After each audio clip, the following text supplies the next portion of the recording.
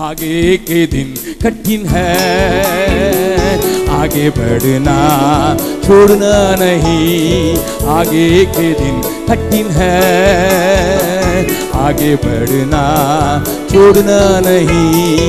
प्रेम ठंडा होगा जरूर, प्रेमी यीशु को छोड़ना नहीं।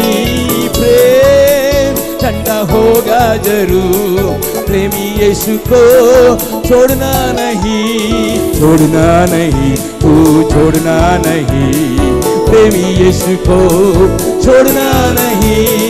छोड़ना नहीं, तू छोड़ना नहीं, प्रेमी यीशु को छोड़ना नहीं। என் ஜீவன் ஆனாலும் சாவானாலும் பின்பற்றுவே, என் ஜீவன் ஆனாலும் சாவானாலும் பின்பற்றுவே. நன்மை ஒன்றும் இல்லாதிருந்தும் பின்னையும் நேசித்தீர் என் இயேசுநாதா. நன்மை ஒன்றும் இல்லாதிருந்தும் பின்னையும் நேசித்தீர் என் இயேசுநாதா. என் ஜீவன் ஆனாலும் சாவானாலும் பின்பற்றுவே, என் ஜீவன் ஆனாலும் சாவானாலும் பின்பற்றுவே. பரிசுத்த வாஞ்சை பரமன் ஸ்நேகம் தேடிடவே மறந்திட்டேனே. பரிசுத்த வாஞ்சை பரமன் ஸ்நேகம் தேடிடவே மறந்திட்டேனே.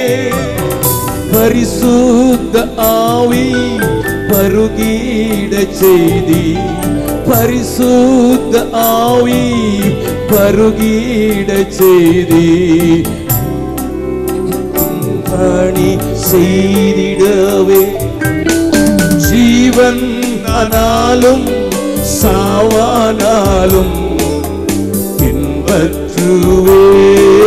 பாடுவோம். என் ஜீவன் ஆனாலும் சாவானாலும் பின்பற்றுவே. நன்மை ஒன்றும் இல்லாதிருந்தும் பின்னையும் நேசித்தீர் என் இயேசுநாதா. நன்மை ஒன்றும் இல்லாதிருந்தும் பின்னையும் நேசித்தீர் என் இயேசுநாதா. என் ஜீவன் ஆனாலும் சாவானாலும் பின்பற்றுவே. இயேசு கிறிஸ்துவின் நாமத்தில் ஜெபம் கேளும் நல்ல பிதாவே, ஆமென். நேற்றைய தினத்திலே ஆண்டவருடைய அங்கலாய்ப்பின் சத்தத்தை நான் உங்களுக்கு வெளிப்படுத்தி, எமது காரியமாய் யார் போவான் என்று ஆண்டவர் அங்கலாய்க்கிற காரியத்தை நான் உங்களுக்கு முன்னதாக கொண்டு வந்து, எப்படிப்பட்ட சூழ்நிலையிலே இந்த அழைப்பின் சத்தத்தை தேவன் தொனிக்க பண்ணுகிறார் என்றும், இந்த அழைக்கும் வேளை எப்படிப்பட்டது என்றும் நான் உங்களுக்கு காண்பிக்க முயற்சி செய்து, ஏசாயா தீர்க்கதரிசியின் புஸ்தகத்திலே ஏசாயாவிடத்தில் தன்னுடைய இதயத்தை ஊற்றும் ஆண்டவர் எதனை மனதில் கொண்டு இதனை செய்கிறார் என்பதற்கு ஆதாரமாக ஏசாயா தீர்க்கதரிசியின் முதல் 6 அதிகாரங்களில் காணப்பட்ட சில காரியங்களை நேற்றைய தினத்திலே சொல்லி, அன்றைக்கு யூதா,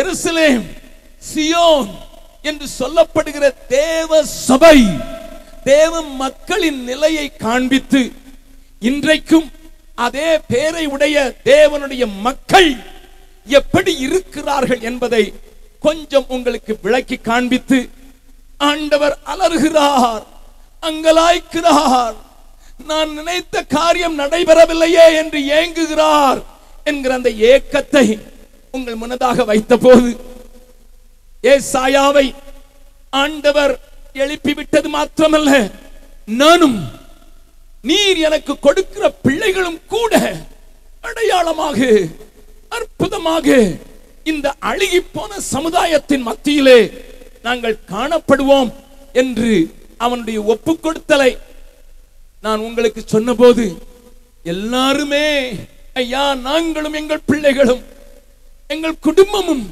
இதை செய்து இந்த பட்டணத்திலையும் இந்த தேசத்திலையும் எங்கள் நாட்களிலே தேவனுடைய அங்கலாய்ப்புக்கு செவி சாய்ப்போம் என்று ஒப்புக் கொடுத்தீர்கள்.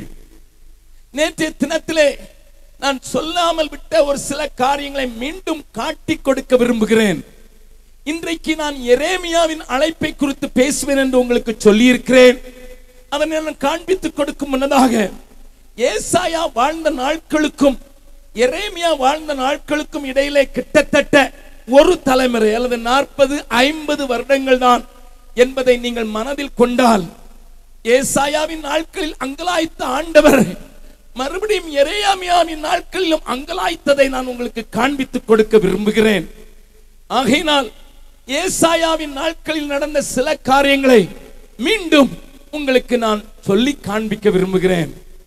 நீங்கள் கேட்கலாம், ஐயா, ஜனங்கள் இப்படியாய் சீர்கெட்டு போனதற்கு, அதுவும் தேவனை அறிந்திருக்கிறோம் என்று சொல்லியும் தேவனுடைய வார்த்தைகளை எழுதி பெற்றிருந்தும் ஆசாரியர்களை கொண்டிருந்தும் ஆசாரியர் ராஜ்யமாக அழைக்கப்பட்டிருந்தும் தேவ சபையின் நிலைமை இப்படி மாறுவதற்கு அவர்களுக்கு ஒழுங்கான கூட்டங்கள் நடக்கவில்லையா என்று நீங்கள் கேட்பீர்கள். எத்தியோப்பியாவுக்கு போயிருந்தேன். நான் சொன்னது போல 2 வாரங்கள் ஊழியம் செய்வதற்கு கிட்டத்தட்ட 5 டினாமினேஷன்ல தினமும் காலையும் மாலையும் சில வேளைகளில் 4 நேரமும் பிரசங்கம் பண்ணும்படியாக தேவன் எனக்கு திறந்த வாசலை இங்கே இருந்து போன சகோதரன் மூலமாக ஏற்படுத்தி கொடுத்திருந்தார். 1 வருடத்திற்கு முன்னதாக தான் போனார்கள். அதுவும் அடிஸ் அபாபிலே அவர்கள் ஒரு 6 மாதம் தான் தங்கியிருந்தாலும் என்னுடைய சிடி, ஆங்கில சிடியை அவர்களுக்கு கொடுத்து, இந்த மனுஷனை நாங்கள் அழைத்தால் நீங்கள் உபயோகப்படுத்தியுள்ள என்பது அனைத்து பேரும் அதை பெற்றுக்கொண்டார்கள். Even today I received a mail from an Ethiopian pastor. அந்த நாட்களிலே நான் அங்க கண்ட காட்சி எனக்கு கொஞ்சம் வேதனையை உண்டாக்கிச்சு. 2000 பேர் வருவார்கள் சபையிலே. சில சபைகளில் 5000 பேரையும் கண்டேன். ஆனால் ஒருவரிடத்திலும் பைபிள் இல்லை. 2000 பேரில் 20 பேரிடத்தில் தானும் பைபிள் இல்லை. நான் அந்த போதகரை பார்த்து கேட்டேன். சில வேளைகளில் எனக்கு மொழிபெயர்க்கிறவர்களும் நான் பழைய ஏற்பாட்டை சொன்னால் அவர் புதிய ஏற்பாட்டை திறப்பிக் கொண்டிருப்பார். அங்கேனாலே நான் அவரை பார்த்து கேட்டேன், what happened to the word of God என்று கேட்டேன். ஏன் ஐயா வசனம் கொண்டு வரவில்லை? அவர் சொன்னார்கள், ஐயா, எங்களுடைய நாட்டிலே 48% இன்றைக்கு கிறிஸ்தவர்கள் இருந்தாலும் நாங்கள் அனைவரும் ஆண்டவரை சரியாக முறையாக அறிந்து கொள்வதற்கு காரணமாய் இருந்தது நாங்கள் ஆர்த்தடாக்ஸ் சர்ச்சை சேர்ந்தவர்கள். மிகவும் பாரம்பரியத்திலே ஊறி போன அந்த ஆர்த்தடாக்ஸ் சர்ச்சை சேர்ந்தவர்களாய் இருந்தோம். அங்கே நாங்கள் வேதத்தை கொண்டு போக வேண்டிய அவசியம் இல்லை. அங்கே வேதம் போதிக்கப்பட்டதில்லை. பாடுவார்கள், நாங்கள் பின்னாலே மெழுகுவர்த்தி ஏந்தி நிற்க வேண்டும், இவ்வளவுதான். நான் அப்படிப்பட்ட ஒரு ஆராதனையும் போய் பார்த்தேன். யோவான் ஸ்நானனுடைய பிறந்த நாளை அவர்கள் அப்படித்தான் கொண்டாடுகிறதை நான் போய் பார்த்தேன். அது ஒரு விகற்பமான காரியமாயிருந்தது. அவர்கள் அதை தொடர்ந்து சொன்னார்கள்.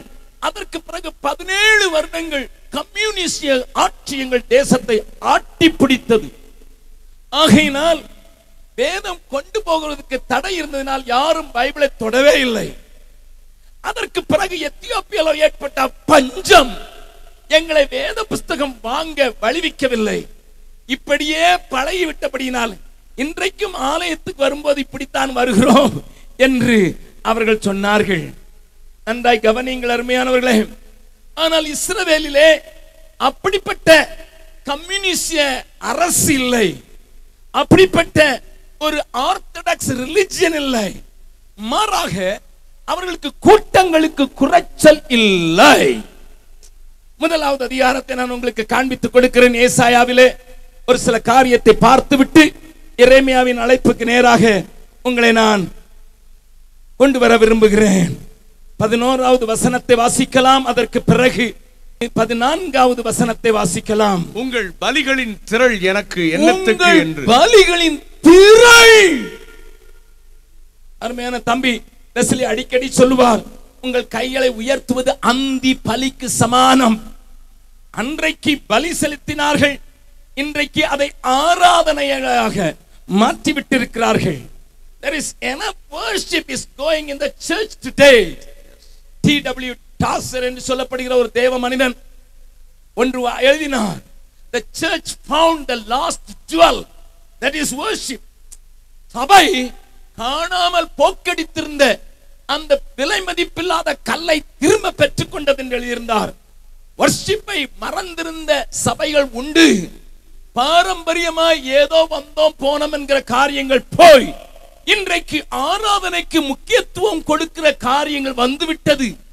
பலிகளின் திரள்கள் இன்றைக்கு வந்துவிட்டது. ஆனால் ஆண்டவர் என்ன சொல்லுகிறார்? அன்றைக்கு இஸ்ரவேல் சபையிலையும் படித்திருந்தது, உன்னுடைய பலிகளின் திரள் எனக்கு என்னத்துக்கு என்று என்னத்துக்கு. ஆட்டுக்கடாக்களின் தகன பலிகளும், ஆட்டுக்கடாக்களின் தகன பலிகளும், கொழுத்த மிருகங்களின் நினமும், கொழுத்த மிருகங்களின் நினமும் எனக்கு அரோசிகமாயிருக்கிறது. காளைகள், ஆட்டுக்குட்டிகள், கடாக்களுடைய இரத்தத்தின் மேல், கடாக்களின் இரத்தத்தின் மேல் எனக்கு பிரியமில்லை. நல்ல கவனிங்க, நல்ல கவனிங்க ஐயா. ஆண்டவர் வருகிற காணிக்கையாக காணப்படுகிற பலிகளை குறித்து வேதனையோடு கூட கேட்கிறார். எதுக்குப்பா? உன்னுடைய இதயம் என்னை விட்டு தூரமா இருக்கும் போது உன் உதடுகள் என்னை துதித்து என்ன பிரயோஜனம்? உன்னுடைய கிண்ணறங்கள், உன்னுடைய சுரமண்டலங்களின் வார்த்தைகள் எனக்கு அழகாக இருக்கிறது. இந்த கண்டெம்பரரி ப்ராஃபட்ஸ் என்று சொல்லப்படுகிற மைனர் ப்ராஃபட்ஸ்ல மீகா ஏசாயாவின் நாட்களில் இருந்தவன். அவன் சொல்கிறான், ஆமோஸ் சொல்கிறான், இவர்களெல்லாம் அதே நாட்களில் தீர்க்கதரிசியாக இருந்தவர்கள். அவன் என்ன சொன்னான்? தேவாலய பாடல்கள் அலறுதலாய் மாறிற்று. They had the worship, they had the singing, they had the sacrifices, not one or two, it was plenty, so much. ஆண்டவருக்கு பிரியமில்லாதவை. It may elate the music, it may elate the singer, but there was no spiritual worship. ஆவியிலே நிறைந்து ஆவியோடும் உண்மையோடும் என்கிற அந்த உண்மை எடுக்கப்பட்டு போன நிலையிலே ஆராதிக்கிறது ஆண்டவருடைய இதயத்துக்கு அரோகசியமாயிருக்கிறது. இன்னொரு வசனத்தை வாசிக்கலாம். இனி வீண் காணிக்கைகளை கொண்டு வர வேண்டாம். தூபம் காட்டுதல் எனக்கு அருவருப்பாயிருக்கிறது. தூபம் காட்டுதல் எனக்கு அருவருப்பாயிருக்கிறது. நீங்கள் அக்கிரமத்தோட ஆசரிக்கிற மாதப்பிறப்பையும், நீங்கள் அக்கிரமத்தோட ஆசரிக்கிற மாதப்பிறப்பு, ஓய்வு நாளையும், ஓய்வு நாள், சபை கூட்டத்தை நான் இனி சகிக்க மாட்டேன். உங்கள் மாதப்பிறப்புகளையும், உங்கள் பண்டிகைகளையும், என் ஆத்துமா வெறுக்கிறது. என் ஆத்துமா வெறுக்கிறது. அவைகள் எனக்கு வருத்தமாயிருக்கிறது. அவைகளை சுமந்து இளைத்து போனேன். அதனால 15வது வசனம், நீங்கள் மிகுதியாய் ஜெபம் பண்ணினாலும் கேளேன். உங்க ஊர்ல வந்து இறங்கின உடனே என் கண்ணில் பட்ட வால் போஸ்டர், அமாவாசை முழு இரவு ஜெப திருவிழா. அமாவாசை கொஞ்சம் காது கொடுத்து கேளுப்பா. If you read the message translation, ஏசாயாவை மெசேஜ் என்கிற ஒரு டிரான்ஸ்லேஷன், எப்படி NIV, NKJV என்றெல்லாம் எழுதியிருக்கிறதோ அப்படிப்பட்ட ஒரு டிரான்ஸ்லேஷன், மெசேஜ் டிரான்ஸ்லேஷன் உங்களுக்கு தேவை என்றால் தயவு செய்து sword.net என்கிற அந்த வெப்சைட்டுக்கு நீங்க போனா ஃப்ரீயா, இலவசமா நீங்க 47 டிரான்ஸ்லேஷனை உங்க கம்ப்யூட்டர்ல கொண்டு வர முடியும். 47 translation, 20 Bible dictionary, 25 Bible commentary உங்க கம்ப்யூட்டர்ல வந்துரும். நீங்க அதை வச்சு உங்க வேத ஆராய்ச்சி ஆரம்பிக்கலாம். அதுல ஒரு translation message. If you can, உங்களால முடியுமானா வீட்டுக்கு போய் அந்த மெசேஜை பாருங்க. இந்த வசனத்தை எப்படி போட்டிருக்கு தெரியுமா? There were meetings after meetings after meetings after meetings after meetings. God says, I hate such meetings. மாத பிறப்பு, அமாவாசை, பௌர்ணமி இதெல்லாம் எங்கயா இருந்தது? ஹலோ, ஆதி அப்போஸ்தலர்கள் அமாவாசை பார்த்து அன்னைக்கு தான் இருண்டு இருக்குதுன்னு சொல்ல. அமாவாசை என்ன அர்த்தம் தெரியுமா? உனக்கும் எனக்கு தான் அது அமாவாசை, சந்திரனுக்கு அமாவாசை இல்லை. அந்த பக்கம் பௌர்ணமி, நீ ஒரு பக்கமா இருக்கிறப்பா. ஹல்லேலூயா. கொஞ்சம் சாலமோனை கொஞ்சம் பாருங்க, பிரசங்க படிச்சிருப்பீங்க. சாலமோனுடைய பிரசங்கிக்கும் உன்னத பாட்டுக்கும் என்னையா வித்தியாசம் என்கிட்ட கேட்பீங்க. சாலமோன் தானே உன்னத பாட்டு எழுதுனா, சாலமோன் தானே பிரசங்கி எழுதுனா, என்னையா வித்தியாசம்? பிரசங்கி வானத்துக்கு கீழே இருக்கிறது எல்லாத்தையும் எழுதிட்டான், உன்னத பாட்டு வானத்துக்கு மேலே இருக்கிறதெல்லாம் எழுதிட்டான். கரங்களை தட்டி ஆண்டவர் மயப்படுத்தலாமா? அதாவது வானத்துக்கு கீழே இருக்கிறத பார்த்தோமா அமாவாசை. நல்லா கவனிங்க. இந்த தமாஸ் பண்ணி ஊழிய பேரை ஏயா கெடுக்கிறீங்க? அந்த தம்பி எனக்கு தெரியும், அதை நடத்துற தம்பியை நான் டைரக்டா அவரை கூப்பிட்டு சொல்றதுக்கும் வாஞ்சிக்கிறேன், முடியல. லிசன், கோயம்புத்தூர் அங்க மெட்ராஸ்ல போனா பௌர்ணமி ஜெபம். நான் அவரை நடத்தினவரை கேட்டேன். அவர் ஒரு காலத்துல எனக்கு ரொம்ப க்ளோஸா இருந்தாரு. அதனால கேட்டேன், என்னப்பா பௌர்ணமி லைட்டு போடாமலே ஜெபம் பண்ண வச்சிடலாம் மதியா?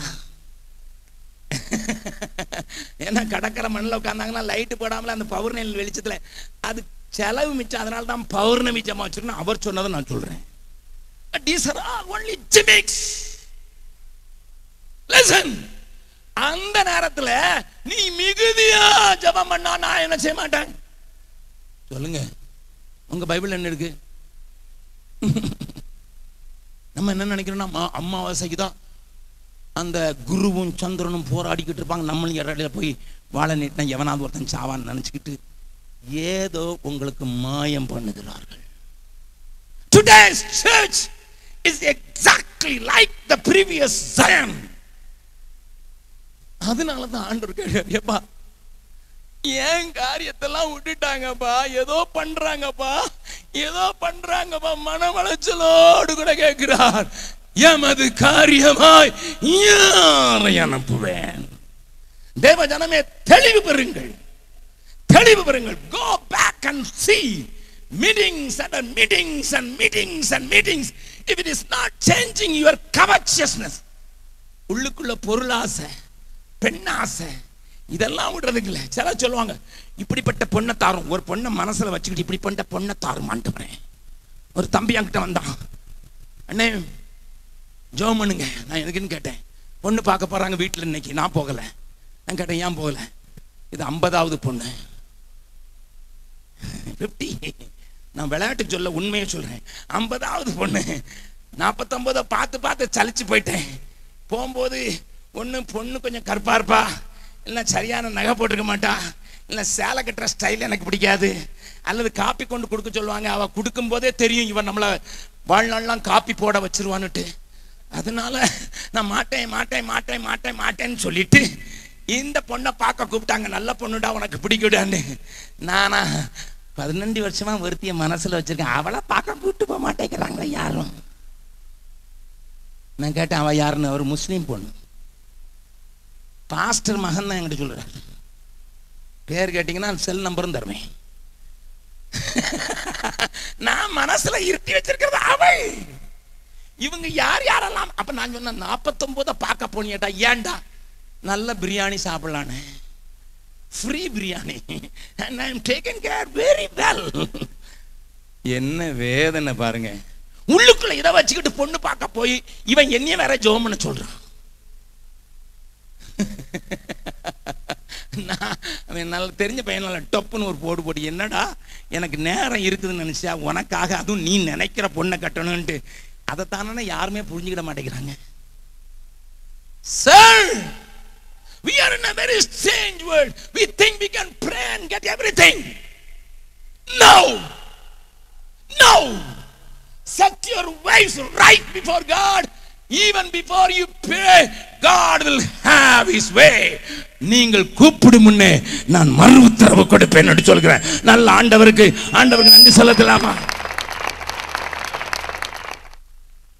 முந்தா நாள் காலையில எனக்கு பீகார்ல இருந்து என்னுடைய தலைவர்கள் ஒருத்தர் போன் பண்ணார். அண்ணன், நீங்க 17ஆம் தேதி 18ஆம் தேதி 19ஆம் தேதி குருசைட்ல பேச வரீங்க, உங்களுக்கு 2 சர்ப்ரைஸ் வைக்கணும் தான் ரொம்ப பிரயாசப்பட்டேன். ஆனா என்னால முடியாம போயிடுச்சு.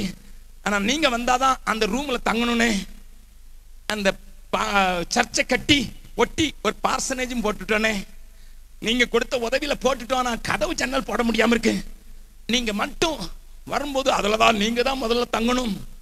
நீங்க வாஞ்சனே எப்படியாவது ஒரு 1 லட்சம் ரூபாய் நீங்க கொடுத்தீங்கன்னானே நீங்க வர்றதுக்குள்ள வேலை முடிச்சுடுவீங்கன்னா அவர் போன் பண்ணார். நேற்று முந்தா நாள் காலையில நான் திருப்பூர்ல இருந்து வரும்போது. நல்லா கவனிங்க. நான் ஆண்டவரிடத்துல சொன்ன, ஆண்டவரே, இந்த தம்பி உண்மையான மனசோடு இதை செஞ்சிருந்தான்னா நான் இன்றைக்கு கோயம்புத்தூர் போய் சேர்றதுக்குள்ள நீர் அதை வாய்க்க பண்ண வேண்டும் என்று சொன்னேன். I didn't say anything to anyone. ஒருத்தர்ட்டையும் சொல்லல. தேவனிடத்துல மாத்திரம் சொன்னேன், ஆண்டவரே, அவன் 1 லட்சம் கேட்கிறான், நான் இப்படி 1 லட்சமா எடுக்கிறதுக்கு நான் லட்சாதிபதி அல்ல ஆண்டவரே. நான் எப்படி கொடுக்கறது? இல்லாததை கொடுத்து பழக்கம் இல்லை. ஜெம்சனுடைய பாலிசி கடன் வாங்குறதும் இல்லை. இந்த பணத்தை தூக்கி அந்த பணத்துக்கு, அந்த பணத்தை தூக்கி இந்த பணத்துக்கு செலவழிக்கிறதும் இல்லை ஆண்டவரே. இதுவரைக்கும் எங்களை நடத்துனீங்க. இந்த தம்பி செய்தது உண்மையான ஒரு காரியமானா நீங்க வாய்க்க பண்ணணும். ஆண்டவர் கரெக்டா ஒருத்தரை கொண்டு வந்து கொடுத்து, அவரு, அண்ணே 1 லட்சம் ரூபா வச்சிருக்கிறேன், இதை உங்களுக்கு எது ரொம்ப பிடிக்கும்னு சொல்றீங்களோ அல்லது பிரியம் சொல்றீங்க அதுக்கு உபயோகப்படுதுங்க அப்படின்னு கொடுத்தாரே பார்க்க வேண்டும். என் கூட இருந்தவங்ககிட்ட அதுக்கு பிறகு தான் சொன்னேன், கொடுத்துட்டாரு ஆண்டவர். அல்லேலூயா. அது வரைக்கும் அவங்களுக்கு தெரியும். என் வழி உத்தமமா இருந்து, என் மார்க்கம் சரியா இருந்து, என் நோக்கம் சரியா இருந்தா நான் கூப்பிடவே வேண்டாம். அவர் மறு உத்தரவு கொடுப்பார். எங்கள் பரமபிதா உங்கள் தேவைகளை அறிந்திருக்கிறாரு. பக்கத்தில் உங்க கையை பிடிச்சு சொல்லுங்க, நம்ம இருதயம் மாத்திரம் செம்மையா இருந்தா நம்ம கூப்பிடாமலே உத்தரவு கொடுக்கிற ஒரு நல்ல ஆண்டவர் இருக்கிறார். விசுவாசிக்கிற மாத்திரம் ஒரு அல்லேலூயா சொல்லலாமா? அதை விட்டுட்டு நீ உள்ளத்துல ஒருத்தைய வச்சுக்கிட்டு இந்த பொண்ணை தாரும் பாருன்னா, நீ ஆண்டி ஆனாலும் நீ போண்டி ஆனாலும் நீங்க அந்த பொண்ணும் கிடைக்க போதோ உனக்கு கல்யாணம் ஆக போறது இல்லை. நல்லா கவனிக்கிறீங்களா? யாருக்கோ ஒரு கருத்திற்கு தீர்க்க தரிசனமா சொல்லிக்கிட்டு இருக்கேன்னு எனக்கு தெரியும். அல்லேலூயா. சில தங்கச்சிமார் அப்படியே கீழே குனிஞ்சு சிரிக்கிறாங்க, எனக்கு தெரியுது. தூர பார்வை நல்லா இருக்குது. அல்லேலூயா. அருமையான தேவனுடைய பிள்ளையே, அவங்களுக்கு மீட்டிங் குறைச்சல் கிடையாது, பிரேயருக்கு குறைச்சல் கிடையாது. மிகுதியான ஜெபம், திரளான பலி. ஒன்னும் எனக்கு பிடிக்கவே இல்லப்பா, எல்லாத்தையும் தூக்கி விட்டுட்டேன். This was the condition of the church on that day, and this is the condition of the church today. நல்ல கவனிங்க. திருப்பூர்ல சொன்ன ஒரு காரியத்தை சொல்றேன். ஒருத்தர் உங்க டிவி பிரசங்கியார் ஒருத்தர் சொல்றாரு, ஆண்டவர் எனக்கு தன்னுடைய ஜீவ புஸ்தகத்துல பாதியை கிழிச்சு என்கிட்ட கொடுத்து உனக்கு பணம் அனுப்புறேன், பேரெல்லாம் எழுதிவிடுன்னு சொன்னாரு. அதை எழுதி அனுப்ப போறேன், பணம் சீக்கிரமா அனுப்புங்க. அடே அப்பா, இவரை பார்த்து பாதியை கிழிச்சு கொடுத்தாருன்னா இவர் நிலைமை எப்படி இருக்கும்? இவனை கிழிக்காம போயிட்டாருன்னு எனக்கு கொஞ்சம் வேதனை உண்டு. Doping people, they're deceiving you. காணிக்க கொடுத்தா சரியாயிருமா? ஜீவ புஸ்தகத்துல பேர் வந்திருக்குமா அப்படின்னு வேதத்துல எங்கெல்லாம் இருந்ததுன்னா நம்ம ஆளுங்க எல்லாம் கோடி கோடியா கொண்டு கொட்டுவாங்க. எங்கெங்கெல்லாம கொண்டு கொட்டுறானே, எங்கெங்கெல்லாம கொட்டி என்னத்தெல்லாம கொட்டுறானே. பணம் கொடுத்தா ஜீவ புஸ்தகத்துல பேரு ஆட்டுக்குட்டியான ரத்தத்தினாலே சம்பாதிக்கப்பட்ட சபை அல்லவா? அதை விசுவாசிக்கிறவனுக்கு அல்லவோ ஜீவ புஸ்தகத்திலே பேர். ஹல்லேலூயா. ஒரு நிமிஷம் பக்கத்துல கேட்டுங்க, உங்க பேர் இருக்குதா? எழுதணும்னு வேற எங்கேயாவது பாஸ் அனுப்பிச்சிடாதீங்க. ஏழை மனு உருவை எடுத்த இயேசுராஜன் உன் அண்டை நிற்கிறார். ஏற்றுக்கொள்ளவரை தள்ளாதே, ஏற்றுக்கொள்ளவரை தள்ளாதே. ஏழை மனு உருவை எடுத்த ராஜன் உன் அண்டை நிற்கிறார். ஏற்றுக்கொள் அவரை தள்ளாதே, ஏற்றுக்கொள் அவரை தள்ளாதே. கைகளில் கால்களில் ஆணிகள் கடவம், கடுமுள் முடி பொன் சிரசில் சூடிட, கந்தையும் நிந்தையும் வேதனையும் அடைந்தா, சொந்தமான ரத்தம் சிந்தினார் உனக்காய். கனிவுடன் உன்னை அழைக்கிறாரே, கடன் உன்னை அழைக்கிறாரே. ஏழை மனு உருவை எடுத்த இயேசு ராஜன் உன் அண்டை நிற்கிறார். ஏற்றுக்கொள் அவரை தள்ளாதே, ஏற்றுக்கொள் அவரை தள்ளாதே. கந்தையும் நிந்தையும் வேதனையும் சகித்து உன்னை தன் சொந்தமாக ஏற்றுக்கொள்வதற்கு கிடைக்கிறவர் உன் பணத்தை அல்ல, உன்னையே நாடுகிறார். அவருக்கு நீ சொந்தமாகும் போது உன் பேரை ஜீவ புஸ்தகத்தில் எழுதுகிறார். அதுதான் முறையா. மிகுதியான காணிக்கையிலே கொண்டு வந்தாலும் நான் கேட்க, ஏனென்றால் அந்த வசனம் சொல்லி இருக்குது, அவங்களுக்கு என்னெல்லாம் இருந்துதான் கொஞ்சம் பார்க்கலாமா, கொஞ்சம் பார்க்கலாமா. 2வது அதிகாரம் 7வது வசனம். அவர்கள் தேசம் வெள்ளியினாலும் பொன்னினாலும் நிறைந்திருக்கிறது, அவர்கள் பொக்கிஷங்களுக்கு முடிவில்லை. அவர்கள் தேசம் குதிரைகளாலும் ஏராளமான கார்களினால் நிறைந்திருக்கிறது, அவருடைய ரதங்களுக்கு முடிவில்லை. Is it not a fact today? Yes. இது உண்மை அல்லவா? பொன் வெள்ளி ரதங்கள் போல கார்கள் குதிரைகள் முடிவில்லை. And they think we can buy God. ஆண்டவரை விலைக்கு வாங்கி விடலாம் என்று நினைக்கிறார்கள். கிருபையை விலைக்கு வாங்கி விடுகிறான் என்று நினைக்கிறார்கள். கிருபை என்றாலே போடுற பிச்சைதாய்யா. ஏதாவது பிச்சைக்காரன் உங்களை விலைக்கு வாங்க முடியும்னு நினைக்கிறீங்களா? நம்ம ஒரு பிச்சைக்காரன் நிறைய சேர்த்து வச்சிருக்கான். பாம்பேல ஒரு பிச்சைக்காரன் செத்து கிடந்தான். பேப்பர்ல வந்தது 3 பிளாட் வாங்கி வச்சிருக்கானா. ஆனா தெருவில் உட்காந்து பிச்சை எடுத்துக்கிட்டு இருக்கான். அவனை போல பைத்தியக்காரர்களாக வாழ்றதுக்கு நாம் விரும்பவில்லை. Listen, ஐயா, there was no dearth for prosperity. Enough prosperity. God has blessed these people. Praise the Lord.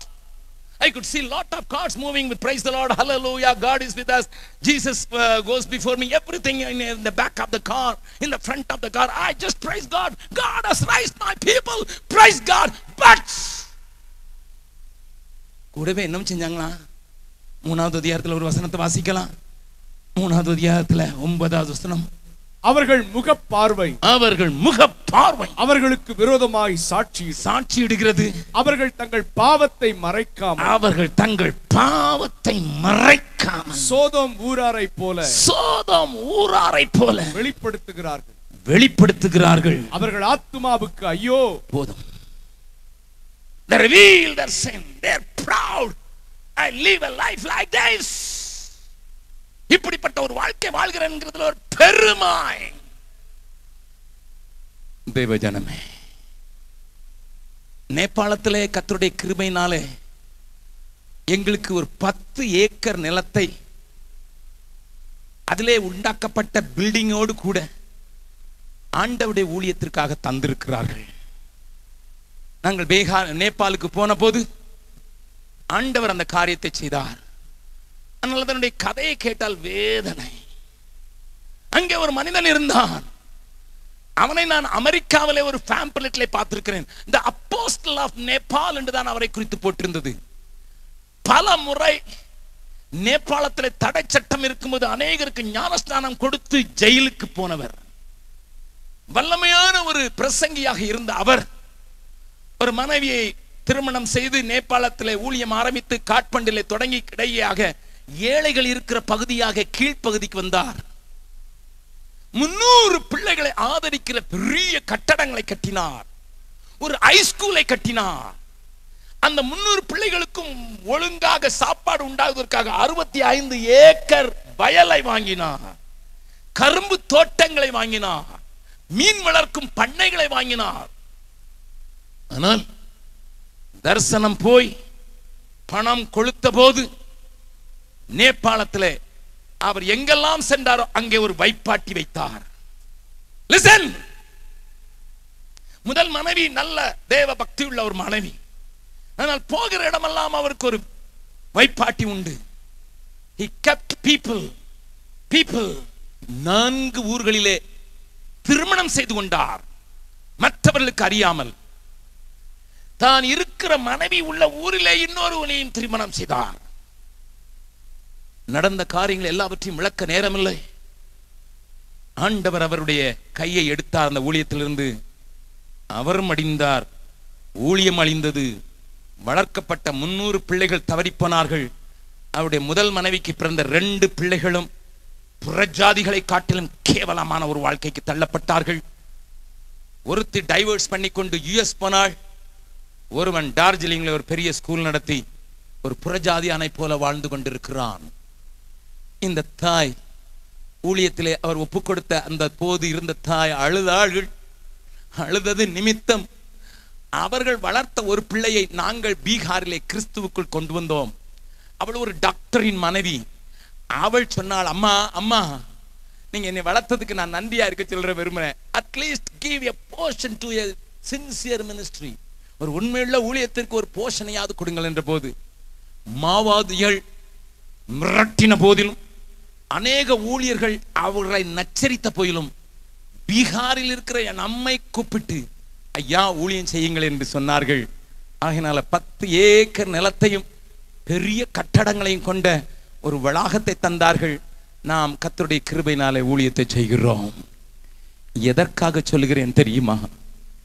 ஒரு மனிதனை ஆண்டவர் அழைத்த போது கிருபையினால் அழைத்து அவனை அபிஷேகித்து அவனுக்கு ஒத்தாசைகளை செய்யும் போது அவன் கர்வம் அடைந்து தன்னுடைய பார்வையை மாற்றிவிட்டது மாத்திரமல்ல, தன் பாவத்தை சோதம் ஊராரை போல வெளிப்படையாக he built a house for her keeper next door. There was a drunkard son also. You will be mad to see what happened to this man, apostle of Nepal. Brothers, sisters, பொன்னினாலும் வெள்ளியினாலும் குதிரையினாலும் ரதங்களினாலும் நிறைந்திருந்த தேவ பட்டணத்திலே சோதம் குமராவை போல தங்கள் பாவத்தை வெளிப்படுத்தினதை ஆண்டவர் பாடலாக ஏசாயாவினுடைய நாவிலே தொனிக்க பண்ணுகிறார். அது என்ன? 5வது அதிகாரத்தில் அதுதான் பார்க்கிறோம். என் நேசருக்கு உயரமான இடத்திலே ஒரு நல்ல தோட்டம் இருந்தது. என் ஆண்டவர் காத்திருந்தார், waiting, expecting great things from that vineyard. இந்த திராட்சை தோட்டத்திலிருந்து தனக்கு அழகானவைகள் கிடைக்கும் என்றார். அது பலன் தந்தது, கனி தந்தது. வாயில வைக்க முடியாத கசப்பானவைகளை தந்தது. இன்றைக்கும் கோடி கோடி ஊழியங்கள் எழும்பி இருக்கிறதுக்காக சோத்திரம். ஆனால் ஒரு வேதனை உண்டு, எனக்கு ஒரு வேதனை உண்டு. ஆண்டவர் இஸ்ரவேல் ஜனங்களை ஒரு சர்வன் நேஷனாக காண்பிக்க விரும்பினார். அதனால் தான் இஸ்ரவேலின் தாசன், யாக்கோபின் தாசன் என்கிற வார்த்தை நீங்கள் ஏசாயாவில் அடிக்கடி காண்பீர்கள். ஆனால் தாசர்களாக உலகத்தை ஊழியம் செய்கிறவர்களாக மாற வேண்டிய தேசம் அதிகாரமுடையதாக, இருமாப்புடையதாக, அகந்தையுடையதாக மாறின போது ஆண்டவர் தன்னுடைய தாசனை குறித்து பேசுகிறார். இதோ என் தாசன், மங்கி எரிகிற திரியை அணைக்காதவர், நெறிந்த நாணலை முறிக்காதவர், அவர்தான் என் தாசன் என்று தன்னுடைய தாசன் இந்த உலகத்துக்கு அனுப்பப்படுகிறத ஏசாயாவின் மூலம் ஆண்டவர் இயேசு கிறிஸ்துவை குறித்து தீர்க்க தரிசனம் சொல்லுகிறார். ஆகையினால் தான் நிலைமை இப்படி கெட்டு போனதினால் தான் நேத்து ஆண்டவருடைய ஒரு பெரிய ஆதங்க சத்தத்தை நான் உங்களுக்கு தொனிக்க பண்ணினேன். ஏசாயாவும் அசுத்த உதடுகளோடு கூட சுத்தி திரிந்ததை பார்த்து ஆண்டவர் அங்கலாய்க்கிறார். எமது காரியமாய் யாரை நான் அனுப்புவேன்? Who will respond my call என்று அலறுகிற சத்தத்தை நேற்றைய தினத்திலே நான் உங்களுக்கு சொன்னேன். சரித்திர பிரகாரமான ஒரு காரியத்தை சொல்லி எரேமியாவுக்கு போகிறேன். சரித்திர பிரகாரமான காரியம் என்ன? நேற்றைய தினத்தில் சொன்னேன், ராஜ குடும்பத்தில் பிறந்தவர் ஏசாயா என்று. அமஸ்யா ராஜாவும் இவனுடைய அப்பாவாய ஆமோசும் அண்ணன் தம்பிகள். அமஸ்யா ராஜாவானான். ராஜாவுக்கு அண்ணனுடைய பிள்ளையாக்கும் ஏசாயா. அந்த ஏசாயாவை தீர்க்கதரிசியாய் வாழ்ந்தவனை, குடும்பமாய் அற்புதமாய் அடையாளமாய் சாட்சியாய் வாழ்ந்த அவனை, தேவ வெளிப்பாடுகளை துல்லியமாய் சொன்ன அவனை, எசேக்கியா ராஜா காலத்திலே ஆண்டவர் அவனை உபயோகித்த விதம் அற்புதம். எசேக்கியா அழுகிறான். ஆண்டவர் சொன்னார், வீட்டு காரியத்தை ஒழுங்குபடுத்தி உன் வேலை வந்தது என்று சொல்லு என்று. ஏசாயா போய் சொன்னான். வீட்டுக்கு வருவதற்கு முன்னதாக முற்றத்திலே ஆண்டவர் சொல்லார், திரும்ப போய் சொல்லு, he is crying. அவன் அழுகிறான். I am extending his 15 years என்று சொல்கிறார். 15 வருடங்களை அவனுக்கு கூட்டி கொடுத்தேன். அந்த ஏசாயாவை, தன்னுடைய தகப்பனுக்கு 15 வருடங்கள் கூட்டுவதற்கு காரணமாயிருந்த அந்த ஏசாயாவை எசேக்கியா ராஜாவின் மகனாகிய மனாசே வாளால் 2 துண்டாக அறுத்தானையா. தீர்க்கதரிசிகளுடைய வாழ்க்கையெல்லாம் பழைய ஏற்பாடாயிட்டும் புதிய ஏற்பாடாயிட்டும் கல்லெறிந்து கொல்லப்படுவதையும் வாளால் அறுக்கப்படுவதையும் தான் பார்ப்பீர்கள். அதைத்தான் எபிரேயர் சொல்கிறார், உலகம் அவர்களுக்கு பாத்திரமாயிருக்கவில்லை. What a difference between the prophets of today and what is the difference between the prophets of the Bible? People wanted to call themselves prophets, and even somebody go to the extent, come to me, I will make you a prophet. தீர்க்கதரிசியாக மாற்றுகிறதுக்கு ஆண்டவர் என்ன அழைப்பு கொடுத்திருக்கார். உன்னையும் தீர்க்கதரிசியா மாற்றுகிற அழைப்பு கொடுக்கிற ஊழியங்கள் ஏராளம் தமிழ்நாட்டிலே. ஆனால் ஒன்று கவனித்துக் கொள்ளுங்கள், if you want to be a real prophet, you will be hated by people. You will be hated by kings. You will be hated by the leaders. You will be hated, rather you will be stoned to death. Want to be a prophet? Want to be a prophet? தீர்க்கதரிசன வரம் பெற்றவர்கள் என்று பிராக்கெட்ல போட்டுக் கொள்வது அல்லையா. தீர்க்கதரிசி பாவத்தை கண்டித்து உணர்த்தி தேவனுக்கு நேராக திருப்புகிறவன் அல்லவா. வாழ்க்கையை தேவ மனதை காண்பித்து வாழ்கிறவன் அல்லவா. அவன் நெருக்கப்படுவான், கொல்லப்படுவான், அடிக்கப்படுவான். அவனை குறித்து வசை பேசுவார்கள், பொய்யாய் சொல்வார்கள். ஆண்டவர் சொல்லும் போது சொன்னார், உங்களை குறித்து ஒருவர் பொய்யாய் சொல்வாரானால் சந்தோஷப்பட்டு களி கூறுங்கள், உங்களுக்கு முன்னிருந்த தீர்க்கதரிசிகளுக்கு இப்படியே செய்தார்கள். Hello, that is the prophet role. இந்த ஏசாயா 2ஆக அறுக்கப்பட்டான் ஐயா.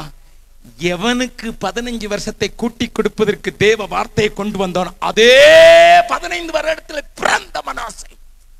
என்ன வேதம் சொல்கிறது, மனாசே ராஜாவாகும் போது அவனுக்கு வயது 12. Because of his prophecy, because of his counsel, the age of Ezekiel was extended, and during that extension Manasseh was born, and that fellow sawn him into 2 pieces.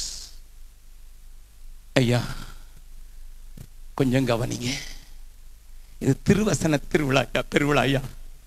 வசனத்தை கொஞ்சம் புரிந்து கொள்ள முடியாதான்னு கேட்கிறேன். இது நடந்து தன்னுடைய ஊழியக்காரன் 2ஆக வெட்டப்பட்டாலும் கைவிடாது ஒரு ஆண்டவர் ஐயா. தன் ஜனத்துக்காக மனதிறங்குற ஆண்டவர் ஐயா. தன்னுடைய வாய்ஸாக செயல்பட்டு 66 அதிகாரங்களை இந்த உலகத்துக்கு இந்த தன்னுடைய மகன் கொல்லப்பட்ட போது, அடையாளமாக அற்புதமாக வாழ்ந்த ஏசாயா கொல்லப்பட்ட போது, ஏய் fellows, you killed my prophet என்று கோபத்தோடு இறங்கி வரவில்லை, மாறாக கெஞ்சும் குரலோடு வருகிறார். அதைத்தான் எரேமியாவிலே பார்க்கிறோம். அதற்காகத்தான் எரேமியாவை எழும்ப பண்ணுகிறார். கொஞ்சம் நான் சொல்றதை நல்லா கவனிங்க. Sir, even this Jeremiah, he was a weeping prophet. ஆண்டவர் சொன்னார், இந்த ஜனத்துக்காக விண்ணப்பம் பண்ணாதப்பா, இவன் சொன்னாலும் கேட்க மாட்டான், ஆனாலும் என் தலை தண்ணீரும் என் கண்கள் கண்ணீருமானால் நலமாயிருக்கும் என்று கதறினவனையும் அன்றைய சபை கல்லெறிந்து கொன்றது. அவனை உலையிலே போட்டார்கள், காவலறையில வைத்திருந்தார்கள். அவனே ஒரு நேரம் கதறான். என்ன கதறான் பாருங்க. எரேமியா தீர்க்கதரிசியின் புஸ்தகம் 15வது அதிகாரம் 10வது வசனத்தை வாசிக்கலாம். என் தாயே, என் தாயே, தேசத்துக்கெல்லாம் வழக்குக்கும் தேசத்துக்கு எல்லாம் வழக்குக்கும் வாதுக்கும் உள்ளானவனாய் இருக்கும்படி என்னை நீ பெற்றாயே, நீ என்னை பெற்றாயே. ஐயோ ஐயோ, நான் அவர்களுக்கு வட்டிக்கு கொடுத்ததும் இல்லை, நான் அவர்களுக்கு வட்டிக்கு கொடுத்ததும் இல்லை, அவர்கள் எனக்கு வட்டிக்கு கொடுத்ததும் இல்லை, அவர்கள் எனக்கு வட்டிக்கு கொடுத்ததும் இல்லை. ஆனாலும் எல்லாரும் என்னை சபிக்கிறார்கள். எல்லாரும் என்னை அவங்களுக்கான ஆளுகிறான், அவன் என்னை சபிக்கிறான். அவங்க மேல இரக்கம் பாராட்டும் என்று நான் கதறுகிறேன், அவன் என்னை சபிக்கிறான். இன்னொரு காரியம் கூட சொல்றான், கொஞ்சம் வாசிக்கலாம். அதே எரேமியாவுடைய புலம்பலை கொஞ்சம் பாருங்கள். 20வது அதிகாரத்தின் 14வது 15வது வசனம். நான் பிறந்த நாள் சபிக்கப்படுவதாக, என் தாயார் என்னை பெற்ற நாள், ஆசீர்வதிக்கப்படாதிருப்பதாக, உமக்கு ஒரு ஆண் பிள்ளை பிறந்ததென்று, என் தகப்பனுக்கு நற்செய்தியாக அறிவித்து, அவனை மிகவும் சந்தோஷப்படுத்தின மனுஷன், என் தகப்பனை சந்தோஷப்படுத்தின மனுஷன் சபிக்கப்பட கடவன். Bitterness is his cup. கசப்பு கடல். இந்த எரேமியாவை குறித்து கொஞ்சம் ஆண்டவர் ஏன் அவனை அழைச்சார்னு பாருங்க. He was a weak man. He was a very weak man. கதறான், ஆண்டவரை என்னைய பெத்து தாய் எதுக்குமா எங்களை பெற்றா, எங்க அப்பா கிட்ட போய் சொன்ன மனுஷன் கூட சபிக்கப்பட்ட அப்படிப்பட்ட ஒரு வீக்னஸ் ஆண்டவர் தெரிந்து கொண்டார். Who is that? Why? What was the environment? Listen, I'm going to teach you and show you from the word of God what happened earlier, what is happening today. நல்லா கவனிங்க, தெளிவா சொல்ல போறேன்.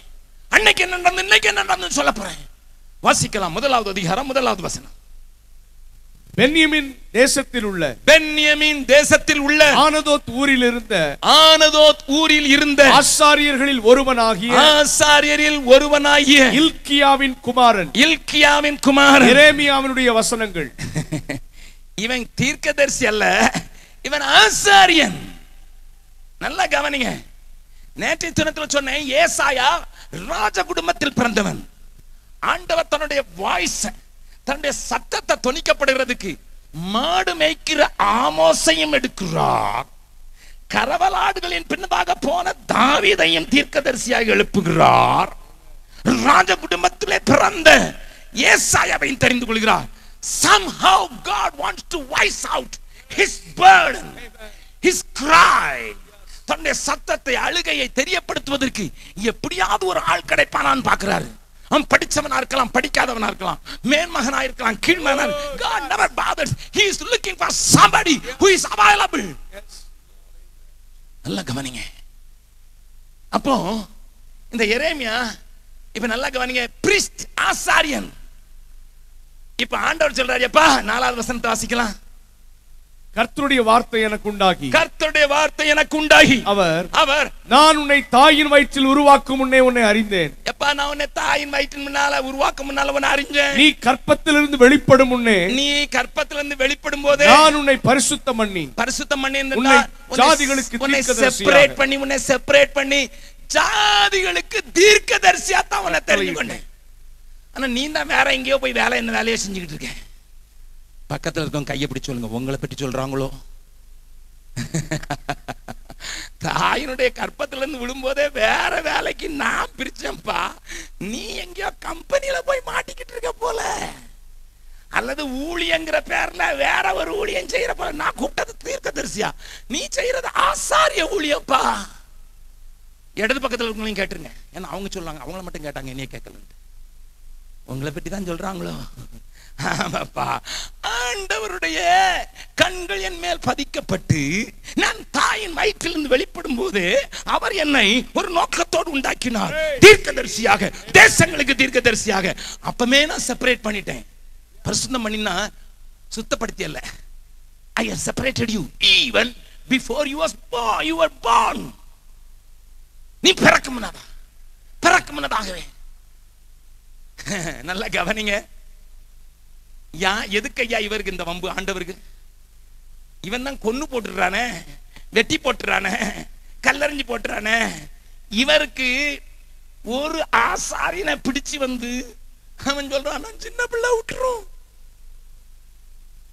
என் நண்பன் ஒருவன் 14 வயசுல அரை டிக்கெட் வாங்கிட்டு ட்ரெயின்ல போன போது அவன் காதை பிடிச்சி டிடிஆர் சொன்ன வார்த்தை இன்னும் மறக்காது. கல்யாணம் கட்டினா 4 பிள்ளைக்கு தாப்பன அரப்ப நீ ஆஃப் டிக்கெட்ல போறியடா. இந்த நேரத்துல எரேமியாவுக்கு வயசு 35. Please understand, he was not 14, he was 35 years old. அப்ப ஆண்டவர் கூப்பிட போய் சொல்றான், நான் சிறு பிள்ளையா இருக்கிறேன், நான் வளர வேண்டிய விதமா வளரல. சில இடத்துல பாஸ்டர் சொல்லலாம், பாஸ்டர் என்ன ஊழியத்துக்கு அழைக்கிறாரு, நீ வளரணும். எத்தனை வருஷமா குழிக்குள்ள போறது வரைக்கும். நல்ல கவனிங்க. ஆண்டவர் இவனே சொல்றான், Lord, I am not matured enough. I am not matured. நான் வளரல, என்னை விட்டுருங்க ஆண்டவர், என்னை விட்டுருங்க.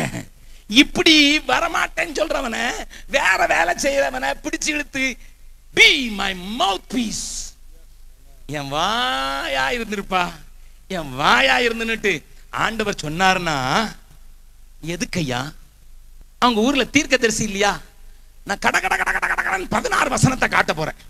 டக்கு டக்கு டக்குன்னு குறிச்சிக்கிடுங்க பார்க்கலாம். பைபிள் வச்சிருந்தீங்கன்னா டக் டக்குன்னு டிக் பண்ணிட்டு வாங்க. அன்னைக்கு இருந்த தீர்க்கதரிசிகளுக்கு எண்ணிக்கைக்கு குறவில்லை. பக்கத்துல உங்க சொல்லுங்க, நம்ம ஊர் மாதிரிதான் சொல்லுங்க, நம்ம ஊர் மாதிரிதான். தீர்க்கதரிசிக்கு குறைச்சலே கிடையாது, எண்ணிக்கைக்கு குறைச்சலே கிடையாது. அப்படி இருந்த போது என்ன ஆண்டவர் சொல்றாரு, வேற வேலை பார்த்துக்கிட்டு இருக்கிறவன, மாட்டேன்னு சொல்றவனை பிடிச்சு இழுத்து கொண்டு முன்னால நிறுத்துறாரு. The same God has come today. Oh yes. In this Vavusi ground, God has come today. You may be working for somebody else or some company, but God is calling you for His job to be a mouthpiece. Yes. நான் பேசும்போது உனக்குள்ள அக்கினி வரும், நீ அதை உணர்வாய். நீ சாதாரணமா இருக்க போறதில்லை. Today's meeting is going to be different. I want to tell you, today's meeting is going to be different. அன்னைக்கு தீர்க்கதரிசி இல்லையா, கட 16 வசனத்தை மட்டும் வேகமா காட்டுறேன். இந்த வசனத்தை மார்க் பண்ணீங்க, வீட்டுல போய் தியானிச்சீங்கன்னா 16 வாரம் தியானிக்கலாம். ஏன்னா இப்ப நடக்கிறது ரொம்ப எக்ஸ்பர்ட்டா அப்படியே நடக்குது. வாசிக்கலாம். எரேமியா 2:8. கர்த்தர் எங்கே என்று ஆசாரியர்கள் சொல்லாமலும், கர்த்தர் எங்கே என்று ஆசாரியர்கள் சொல்லாமலும், வேதத்தை போதிக்கிறவர்கள் என்னை அறியாமலும் இருந்து, வேதத்தை போதிக்கிறவர்கள் என்னை அறியாமல் இருந்து, no knowledge about me. மேய்ப்பர்கள் எனக்கு துரோகம் பண்ணினார்கள். மேய்ப்பர்கள் எனக்கு துரோகம் பண்ணினார்கள். அதுக்கு காரணம் யாரு? அடுத்த ஆளு தீர்க்கதரிசிகள். பாகாலை கொண்டு தீர்க்க தரிசனம் சொல்லி, பாகாலை கொண்டு தீர்க்க தரிசனம் சொல்லி வீணானவைகளை பின்பற்றினார்கள். ஓஹோ, அவன் தீர்க்க தரிசனம் சொல்றான், ஆனா எந்த ஸ்பிரிட்ல சொல்றான்? பாகாலுடைய ஸ்பிரிட்ல சொல்றான். நல்லா கவனிங்க. நீங்க சொல்லுங்க, டேய் உனக்கு தெரியல, நீ பீகார்ல இருந்து என்னத்தையா பேசிட்டு போயிடாதன்னு சொல்லி என்னை திட்டலாம். நான் காட்டி கொடுக்கும் போது இந்த 16 வசனத்தையும் சேர்த்து வச்சு வாசித்து நீங்க தெரிஞ்சிடும். நல்லா கவனிங்க. 26வது வசனத்தின் பின்பகுதி, நீ என் தகப்பன் என்றும் கல்லை பார்த்து என்னை பெற்றாய் என்றும் சொல்லுகிற அவர்களும், அவர்கள் ராஜாக்களும், அவர்கள் பிரபுக்களும், அவர்கள் ஆசாரியர்களும், அவர்கள் தீர்க்கதரிசிகளும் வெட்கப்படுவார். நல்லா கவனிங்க. இவங்க சொல்றாங்க, the resource from which I got this vision. எங்க இருந்து எனக்கு இந்த தரிசனம் வந்து தெரியுமா? என்ன சொல்றாங்கன்னு வீட்டுல போய் பாத்துங்க. எனக்கு நேரம் இல்லை, அதனால கொஞ்சம் காட்டி கொடுத்துட்டு வேகமா போறேன். அடுத்தால வாசிங்க 30வது வசனம். நான் உங்கள் பிள்ளைகளை அடித்தது விருதா, சிட்சையை ஏற்றுக்கொள்ளாமற் போனார்கள். அழிக்கிற சிங்கத்தை போல. நல்லா கவனிங்க. ஆண்டவருடைய கோபம் பற்றி எரிகிறதுக்கு காரணமா இருந்ததே இந்த தீர்க்கதரிசிகள் தான். ஏன்னா ஆண்டவர் என்ன சொல்றாரு தெரியுமா? அழிக்கிற சிங்கத்தை போல, அழிக்கிற சிங்கத்தை போல உங்கள் பட்டயம் உங்கள் தீர்க்கதரிசிகளை பட்சித்தது. I will devour your prophets. They made me angry. என்ன கோபப்படுத்துறாங்க அளவுக்கு தீர்க்க தரிசனம்னால சிங்கம் கிளிக்கிற மாதிரி கிளிக்கிற ஆண்டவருக்கு கோபம் உண்டாக்குற ஒரு தீர்க்கதரிசி. 5வது அதிகாரம் 13வது வசனத்தை வாசிக்கலாம். 5:13. தீர்க்கதரிசிகள் காற்றாய் போவார்கள். தீர்க்கதரிசிகள் காற்றாய் போவார்கள். காரணம் என்ன? திருவாக்கு அவர்களில் இல்லை. அவரிடத்துல ஆண்டவருடைய வாக்கு இல்லை. அவர்களுக்கே அப்படி ஆக கடவதென்றும் அவர்கள் சொல்லி கர்த்தரை மறுதலித்தார்கள். 31வது வசனம். தீர்க்கதரிசிகள் கள்ள தீர்க்க தரிசனம் சொல்லுகிறார்கள். கள்ள தீர்க்க தரிசனம் சொல்லுகிறார்கள். ஆசாரியர்கள் ஆமா இவங்களை கூப்பிட்டு பாஸ்டர் மீட்டிங் நடத்தி அவர்கள் மூலமாய் ஆளுகிறார்கள். ஒரு இடத்துக்கு போயிருந்தேன். பாஸ்டர் நீ தனியா கூட்டு போய் நீர் என்ன பேசுறீரோ எனக்கு தெரியாது. நீர் பீகார பேசினாலும் சரி, மிஷனை குறித்து பேசினாலும் சரி, மிஷனரியை குறித்து பேசினாலும் அதை பற்றி எனக்கு கவலை. ஆனால் 2 காரியத்தை கண்டிப்பா பேசணும் பாஸ்டர் சேம்பர்ல. ஒண்ணு, இங்க வந்திருக்கேன் கொஞ்சம் பேர் தசம்பாவம் ஒழுங்கா கொடுக்க மாட்டேங்க. நீர் அடிக்கிற அடியில அவன் இன்னையில இருந்து ஒழுங்கா கொடுத்துட்டு போகணும். பாக்கியும் சேர்த்து கொடுக்கணும். நல்ல கவனிங்க. 2வது, இந்த சர்ச்சை கமிட்டியில ஒரு தீர்மானம் எடுத்தாங்க, எனக்கு ஒரு நல்ல கார் வாங்கி கொடுக்குறேன்னு. இப்ப ஒருத்தனும் அதை பேச மாட்டேங்கிறான். நீர் சொல்லணும், ஆட்டுக்குட்டி கட்டி கிடக்குது, ஒருவனும் ஏறாத ஆட்டுக்குட்டியை வாங்கி கொடு. ஏன்னா போன மீட்டிங்ல ஒருத்தர் சொன்னார், பாஸ்டர் ரொம்ப தூரம் போறதில்ல, 4 கிலோமீட்டர் தான் போறாரு, அதனால செகண்ட் ஹேண்டா ஒன்று வாங்கி கொடுத்துலான்னு சொன்னார். நீ சொல்லணும், ஒருவரும் ஏறாத கழுத குட்டியா வாங்கி கொடுக்கணும். இதெல்லாம் interpretation of the new pastor. நான் சொன்னேன், பாஸ்டர் அடுத்த தடவை வரும்போது உங்க சர்ச்சில் ப்ரீச் பண்றேன். அப்ப கேட்டா என்னதுன்னுட்டு, அதுக்குள்ளையாவது நீங்க மனம் திரும்பிட மாட்டீங்களா? அடுத்த தடவை எப்போ வருவேன்னு கேட்டார்.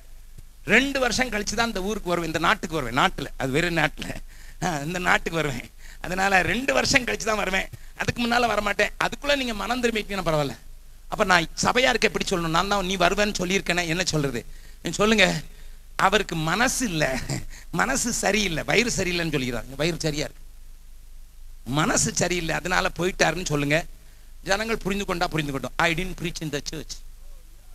It was a big rich church waiting for me, but I didn't preach. Whether you believe it or not, I can give you the address of the pastor. You can check. Sir, திருவாக்கு அவரிடத்துல இல்ல. தங்களுக்கு சாதகமான பிரசங்கிகளை ஆசாரியர்கள் கூப்பிட்டு அவங்க மூலம் தீர்க்க தரிசனம் சுரச்சி என்ன செய்றாங்களா? அவர்கள் மூலம் ஆளுகிறார்கள். இப்படி செய்வது என் ஜனத்துக்கும் பிரியமாக இருக்கிறது. கவனிங்க. அடுத்தால 23வது வசனத்துல, 23வது அதிகாரத்தை கொஞ்சம் வேகமா நான் கொஞ்சம் சொல்ற மாதிரி கொஞ்சம் பாருங்க. நான் வெறும் வாசித்து தான் போறேன், இதை தியானிக்க போகல. ஒவ்வொன்றுக்கும் ஒரு உதாரணம் சொல்ல முடியும், அதை சொல்ல போகல. நன்றா கவனிங்க. எரேமியா 23வது அதிகாரம் 9வது வசனம். தீர்க்கதரிசிகளின் நிமித்தம் என் இருதயம் என் உள்ளத்திலே நொறுங்கி இருக்கிறது. ஆண்டவர் சொல்லுகிறார், என் இருதயம் என் உள்ளத்திலே நொறுங்கி இருக்கிறது, என் எலும்புகள் எல்லாம் அதிர்கிறது. ஐயோ,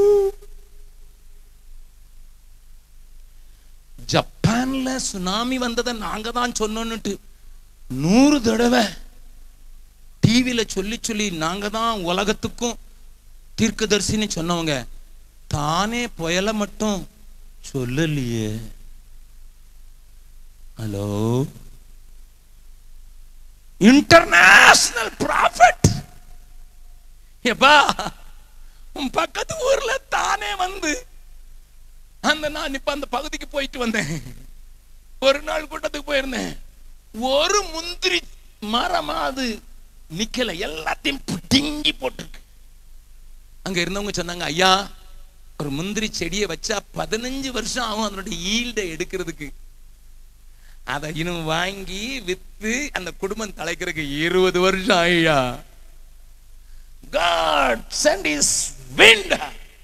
அது போய் சுத்தி அடிச்சு வந்து தென்னை மரம், புளிய மரம், முந்திரி மரம் எல்லாம் ஆடி அப்படியே வேரோடு பிடுங்கப்பட்டிருக்கிறத நான் போன இடங்களிலே, கடலூர் மாவட்டத்தில் பன்ருட்டியிலே பார்த்து எனக்குள்ள ஒரு பெரிய திகில் பிடித்தது. நம்ம ஊருக்கு 100 சபைகள், ஓடுகள் அகற்றப்பட்டன, கூரைகள் பறந்தன. ஆனா அந்த 100 ஏழை பாஸ்டருங்களுக்கு கொஞ்சமாவது இந்த தீர்க்கதரிசி போன் பண்ணி சொல்லிருக்க கூடாது, ஐயா சபையை கூட்டிட்டு அங்க கூடாதீங்க, கொஞ்சம் பத்திரமா இருங்க, God is sending his wind. ஜப்பான்ல இருக்க சுனாமியை காட்டி சொல்லி, நீங்க சொன்னது தப்பு இல்ல, ஆனா சொன்ன பிறகு டிவியில போட்டு போட்டு காட்டினீங்களையா, நாங்க தான் சொன்னோம் நாங்க தான் சொன்னோம் நாங்க தான். இதை மட்டும் ஐயா போட மாட்டேங்கிறீங்க. பேதை ஜனங்கள் தமிழ் மக்கள் யார் ஏமாத்தினாலும் ஏமாந்துறவங்க. கொஞ்சம் யோசித்து பாருங்க, கொஞ்சம் யோசித்து பாருங்க. ஆண்டவர் சொல்றாரு, இவனை நினைச்சா எனக்கு எலும்பே நடுங்குதுப்பா, குடலே உருதுதப்பா. இதுதான்ப்பா இருக்கிற தீர்க்கதரிசி. அதனாலதான் எரேமியா நான் உன்னை கூப்பிடுறேன். நீ வேற வேலை தான் பார்த்துக்கிட்டு இருக்க. உங்க அம்மா வயித்துல இருந்தனா உன்னை வேற பிரித்து இருந்த, நீ வேற வேலையில மாட்டிக்கிட்டு இருக்கிற, வேற ஊழியத்துல மாட்டிக்கொண்டு இருக்கிற. I call you Jeremiah, I call you, come on, be my mouthpiece, be my voice. என்னுடைய சத்தமாக மாறிவிடு, உன்னை மறைச்சிக்க. எனக்கு யோவான் ஸ்நானன் சொல்லலையா, வனாந்திரத்தில் கூப்பிடுகிறவன சத்தம், you be my voice. என் சத்தமா மாறுறது தான் அலறேன், மவுசி கிரவுண்ட்ல அலறேன், அதுக்கு தான். வாசிக்கலாம், அந்த அதிகாரத்தில் இருக்க சில வசனங்களை வாசிக்கலாம். 23:13. சமாரியாவின் தீர்க்கதரிசிகளிலோ மதிகேட்டை கண்டேன், மதிகேட்டை கண்டேன். 14th verse. அவர்கள் என் ஜனத்தை மோசம் போக்கினார்கள். எருசலேமின் தீர்க்கதரிசிகள் திடுக்கிடத்தக்க காரியத்தை காண்கிறேன், திடுக்கிடத்தக்க காரியத்தை காண்கிறேன். விபச்சாரம் பண்ணி வஞ்சகமாய் நடந்து ஒருவனும் தன் பொல்லாப்பை விட்டு பொல்லாதவர்களின் கைகளை திடப்படுத்துகிறார்கள், பொல்லாதவர்களின் கையை திடப்படுத்துகிறார்கள். அவர்கள் எல்லாரும் எனக்கு சோதோமை போலும் அதன் குடிகள் கொமோராவை போலும் இருக்கிறார்கள். நல்லா கவனிங்க. சென்னையில் ஒரு ப்ராஃபட் இருக்கிறார், பேர் சொல்ல மாட்டேன். அவருடைய கூட்டத்துல ஒரு பிள்ளை நினைச்ச நல்ல வழியக்காரனா இருக்கிறாரு, பாவத்தை எல்லாம் குறிச்சு கண்டிச்சு பேசுறாருன்னு தான் சொல்லி நினைச்சு போனாங்க. அவங்க இலங்கையை சேர்ந்தவங்க, வாழ்றது யூகேல. அவங்க சென்னையில ஒரு வீடு வச்சிருந்தாங்க. அப்ப சொன்னாங்க, ஐயா தீர்க்கதரிசி ஐயா, என் சொத்தை உங்க கையில நான் ஒப்படைக்கிறேன், நீங்க இதுல வர்ற வாடகையில 50% நீங்க எடுத்தீங்க, 50% எனக்கு இங்கிலாந்துக்கு அனுப்பிச்சுருங்க, என் பேங்க்ல போட்டுருங்க ஐயா, உங்களை நம்புறேன். அப்ப அந்த தீர்க்கதரிசி சொன்னாரு, இப்படி போய் நான் வாடகை கேட்டா கொடுக்க மாட்டான், என் பேர்ல பவர் ஆஃப் அட்டானி கொடுத்துரு, நீ பவர் எழுதி கொடுத்துருன்னு. அந்த அம்மாவும் பேத அம்மா, இங்கிலாந்துல நிறைய வருஷம் இருந்துட்டாங்க, அதனால நம்ம தில்லு முள்ளுலாம் அவங்களுக்கு கொஞ்சம் தெரியறது இல்லை. பவர் ஆஃப் அட்டானி எழுதி கொடுத்துட்டு போயிட்டாங்க. போன உடனே இவர் 2.25 கோடிக்கு வித்துட்டார், வீட்டை வித்துட்டார். அந்த அம்மாவுக்கு தெரிஞ்சு ஓடி வந்து, ஐயோ ஐயோ உங்களை நம்பினேன் ஐயா. அதுக்கு பிறகு இவர் அடி ஆளை வச்சு அந்த அம்மாவை அடிக்க பார்த்தாரு. நல்ல வேலைக்கு ஒரு போலீஸ் கமிஷனர் வந்ததுனால 1.25 கோடி எடுத்துட்டு இங்கிலாந்து போயிட்டாங்க. நான் உங்களுக்கு அட்ரஸ் தர முடியும். ஐயோ மதிகேட்.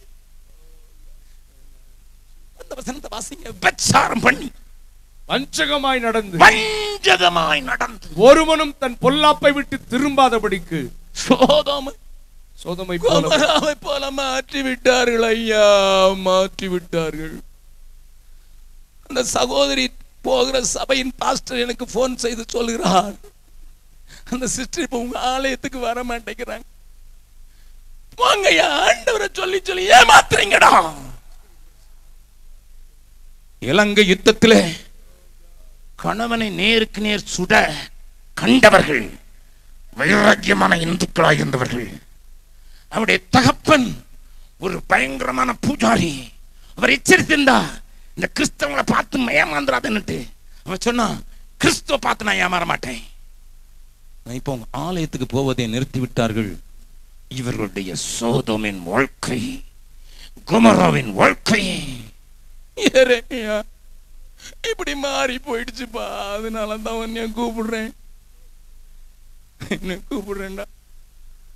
உன்னை அடிப்பாங்க தான், உன்னை கிணத்துல தூக்கி போட்டு சகதியில அழுத்துவார்கள் தான், உன்னை காவலறையில போடுவாங்க தான். ஆனா நான் இருந்து கூட இருந்து உன்னை இரும்பு வெண்கலமும் போல அரணா காப்பண்டா.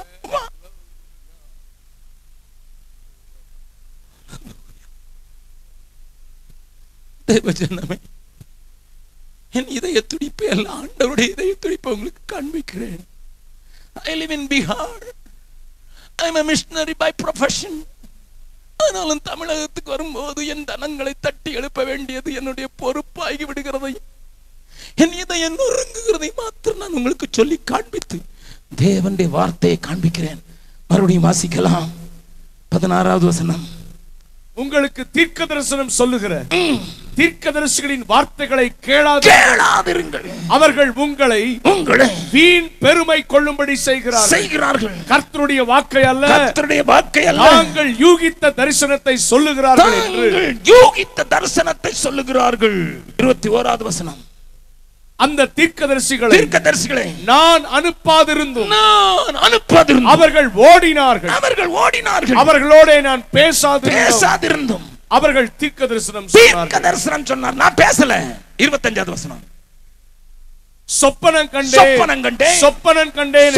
கண்டேன் என்று நாமத்தை சொல்லி. நல்ல கவனிங்க, பகல் ஆவியில சொல்லுவான், நான் யூஸ் பண்றது என் பேரு, என் நாமத்தை சொல்லி பொய் தீர்க்க தரிசனம் உரைக்கிற தீர்க்கதரிசிகள் சொல்லுகிறதை கேட்டேன். 30வது வசனம். ஆகையால் இதோ ஒவ்வொருவராய் தன் அயலாரிடத்தில் என் வார்த்தையை, நல்ல கவனிங்க, என் நாமத்தை மாத்திரம் இல்ல, என் வார்த்தையும் திருட்டுத்தனமாய் எடுக்கிற தீர்க்கதரிசிகளுக்கு நான் விரோதி என்று கர்த்தர் சொல்லுகிறார். There are a lot of prophets using and taking God's word for their benefits. இன்னொரு வசனம் 31. இதோ தங்கள் நாவின் சொல்லையே வழங்கி அவர் அதை உரைத்தார் என்று. தன் நாவின் சொல்லையே சொல்லி வழங்கிட்டு thus saith the Lord, கர்த்தர் சொல்லுகிறார். Making people fool, making the church of God fool. தேவஜனமே, ஆண்டவருடைய இதய துடிப்பை பார்த்தாயா? பாகால கொண்டு தீர்க்கதரிசனம் சொல்லி என் நாமத்தை எடுத்தான், என் வார்த்தை எடுத்தான், கடைசில சீல் வேற போடுறான், thus saith the Lord. அது மட்டும் இல்லையா, அது மட்டும் இல்லை, ஒன்னே ஒன்று மட்டும் சொல்லி கொடுத்து முடிக்கிறேன். 26வது அதிகாரம் 26 chapter 8வது வசனத்தையும் 11வது வசனத்தையும் வாசிக்கலாம். சகல ஜனங்களுக்கும் சொல்ல கர்த்தர் தனக்கு கற்பித்தவைகளை எல்லாம் எரேமியா சொல்லி முடித்தபோது ஆசாரியர்களும் தீர்க்கதரிசிகளும், pastors and the prophets, சகல ஜனங்களும், the whole congregation, the people, அவனை பிடித்து, எரேமியாவை பிடித்து, நீ சாகவே சாக வேண்டும், because you are prophesying against us. அடுத்த வசனத்தை வாசித்து, அப்பொழுது ஆசாரியர்களும் தீர்க்கதரிசிகளும் பிரபுக்களையும் சகல ஜனங்களையும் நோக்கி, இந்த மனுஷன் மரண ஆக்கினைக்கு பாத்திரன். உங்கள் செவிகளாலே நீங்கள் கேட்டபடி இந்த நகரத்துக்கு விரோதமாய் தீர்க்க தரிசனம் சொன்னானே என்றார்கள். இந்த சபைக்கு விரோதமாய், எருசலேமுக்கு விரோதமாய் இவன் தீர்க்க தரிசனம் சொல்றான். அதுவும் வாவுசி மைதானத்துல ஓபன் மீட்டிங் போட்டு எங்களை கிழிக்கிறான். சாகட்டும், அகஸ்டின் ஜபக்குமார் போய் சேரட்டும். Never bothered sir. என்னை அழைத்த தேவன் உண்மையுள்ளவர், ரானாக என்னோடு நிற்பதை அறிந்திருக்கிறேன். என் ஆண்டவருடைய மனக்குமரலை உனக்கு சொல்லுகிறேன், வெளியே இருக்கிறவர்களுக்கும் சொல்லுகிறேன். அவர்களும் குறி கேட்கிறவனிடத்தில் போய் கேட்கிறார்கள். அந்த குறி சொல்கிறவர்களை பார்த்து சொல்லுகிறேன். ஜோசியம் கேட்கிறவர்களை பார்த்து போய் அவர்களுக்கு சொல்லுகிறேன். பெரிய பெரிய குரு என்று சொல்லி தன்னை உயர்த்தி வைத்திருக்கிற அவர்களிடத்தில் போய் என்ன நடக்கும் என்று கேட்கிறார்கள், அவர்களுக்கு சொல்லுகிறேன். பஞ்சாங்கத்தை வைத்து கல்யாணம் சரியா வருமா என்று பார்த்து அடுத்த நாளே மாப்பிள்ளை ஆக்சிடென்ட்ல செத்து போனதை சொல்லக்கூடாத குருக்களை பார்த்து கேட்கிறேன். Listen to my God. Listen to my God. Listen to my God. My God is the only God who can prophesy the future. அவரே தேவன், அவரே ராஜா, அவரே உயர்ந்தவர், அவரே வருங்காலத்தை நிர்ணயிக்கிறவர், அவரே மனுஷனுக்கு ஏற்படுகிறவர்களை அறிகிறவர், முன்னறிந்தவர் என் ஆண்டவர் ஒருவரே. திரும்பு, மனம் திரும்பு, மனம் திரும்பு. சபையே மனம் திரும்பு, உலகமே மனம் திரும்பு, தேசமே மனம் திரும்பு, என் ஆண்டவரை நம்பு. இந்த தேசத்திற்கு வரப்போகிற அழிவிலிருந்து காக்கப்படுவதற்கு அழுகிறவர்களை ஆண்டவர் தேடி வந்திருக்கிறார். அவருடைய வார்த்தை சொல்லுகிறவர்களை தேடி வந்திருக்கிறார். என் தலை தண்ணீரும் என் கண்கள் கண்ணீருமானால் நலமாயிருக்கும் என்று புலம்பக்கூடியவர்களை தேடி. நீ வேற வேலை செய்துகிட்டு இருந்தாலும், உன் அழைப்பை புரியாமல் வாழ்ந்து கொண்டிருந்தாலும், நீ ஊழியத்தில் இருந்தும் ஆசாரியனா, ஏன் தெரியுமா ஆசாரியனா இருந்தா ஒரே ஒரு 5 நிமிஷம் பொறுப்பீங்களா? கையை வைத்தி காட்டுங்க 5 நிமிஷத்துக்கு. அல்லேலூயா, ப்ளீஸ், தேங்க்யூ. ஏன் தெரியுமா? லேவியராகும் 7வது அதிகாரம் 7வது வசனத்திலிருந்து வாசிங்க. பாவ நிவாரண பலி எப்படியோ, பாவ நிவாரண பலி, குற்றபலி, இந்த பிரமாண்டம் ஒன்று. அதனாலே பாவ நிவர்த்தி செய்த ஆசாரியனை அது சேரும். பாவ நிவர்த்தி செய்த ஆசாரியனை பலிபீடத்தில் இருக்கிறது சேரும். ஒருவனுடைய சர்வாங்க தகன பலியை செலுத்தின ஆசாரியன், ஒருவனுடைய சர்வாங்க தகன பலியை செலுத்தின ஆசாரியன் தான் செலுத்தின தகன பலியின் தோலை தனக்காக வைத்துக் கொள்ள வேண்டும். தான் செலுத்தின தகன பலியின் தோலையும் தனக்காக வச்சுக்கணும்.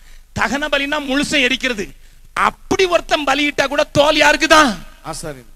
அடுத்தால அடுப்பில் பாகம் பண்ணப்பட்டதும், ஆமா, அடுப்புல போட்டாலும் சரி, சட்டியிலும் தட்டின் சட்டியில போட்டாலும் சரி, போஜன பலியாகும், போஜன பலியானாலும் அதை செலுத்துகிற ஆசாரியனுடைய விழா இருக்கும். 10வது வசனம், எண்ணெயிலே பிசைந்ததும் எண்ணெயிலே பிசையாததுமான, அது என்ன சப்பாத்தியா இருந்தாலும் சரிதான், பராட்டாவா இருந்தாலும் சரிதான், அது ஆசாரியனையே சேரும்.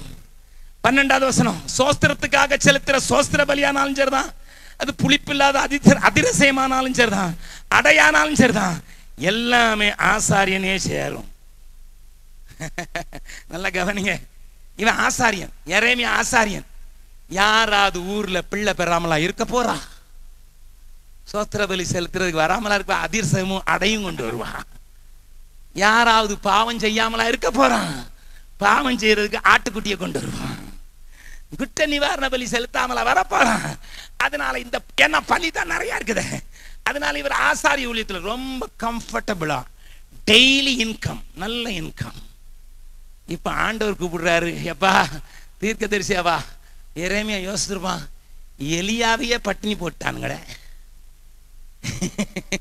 வானத்துல இருந்து அக்கினி இறக்கக்கூடிய வல்லமையுடையவரையே பட்டினி போட்டானுங்களே, உயிரோடு எழுப்புகிறவரே பட்டினி போட்டாரே, இவர் போய் நம்மளை போய் தீர்க்கதரிசியா கூப்பிடுறாரு, அதனாலதான் மாட்டேன். ஆண்டவர் என்ன சொன்னா தெரியுமா? Come out of your comfort zone.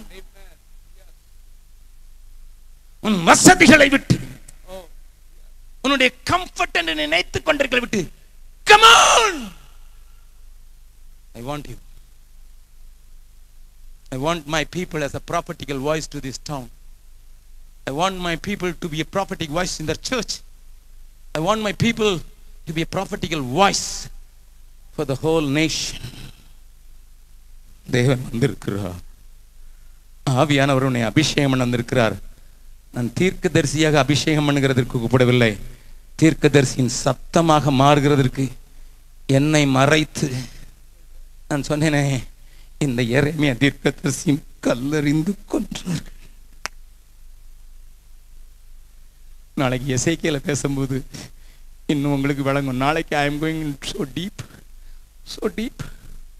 so that you can understand who is Ezekiel and why God called him, where from God called him. You will understand tomorrow better. But today, எமது காரியமாய் யார் பேசுவான்? என் வாயாக செயல்பட போகிறது யார்?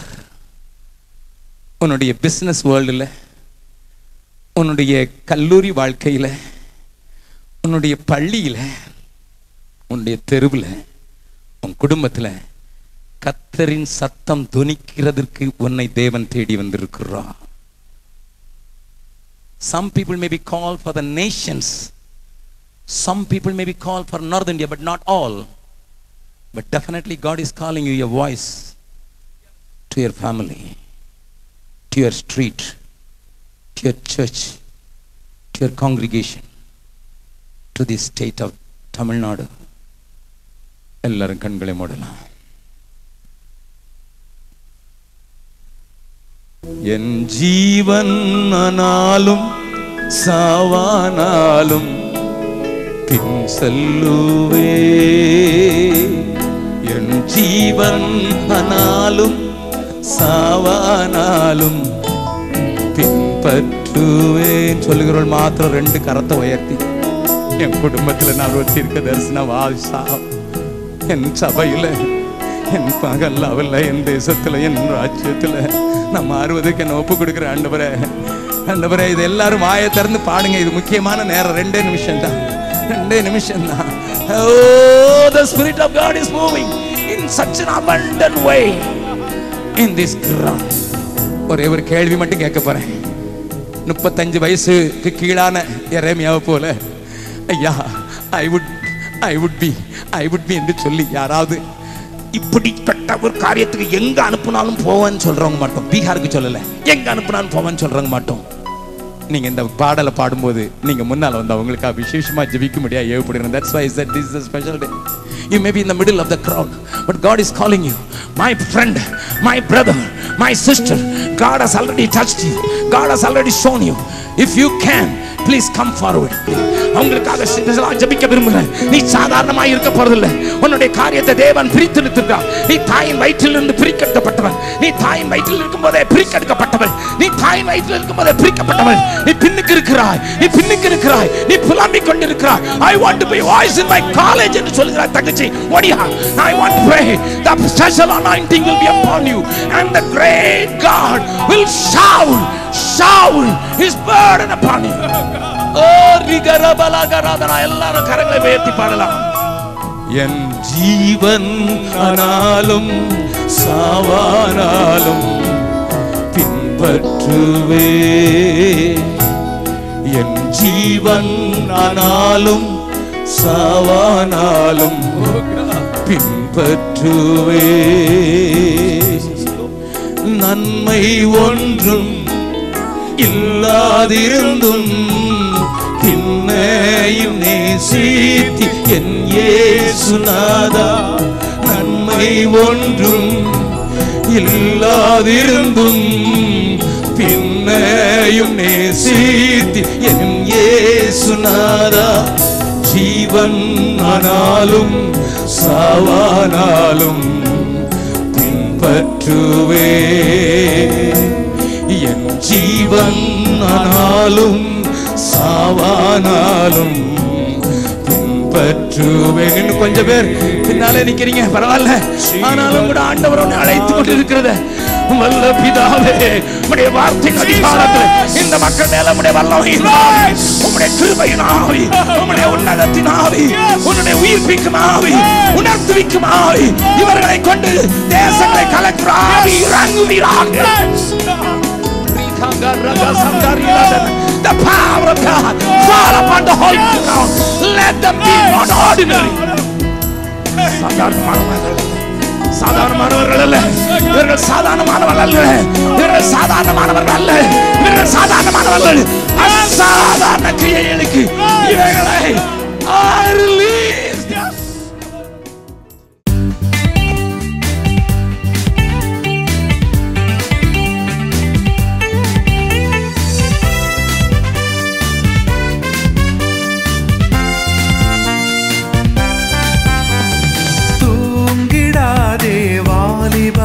மனம் துவண்டிடாதே வாலிபா, சோர்ந்திடாதே வாலிபா, பின்வாங்கிடாதே வாலிபா.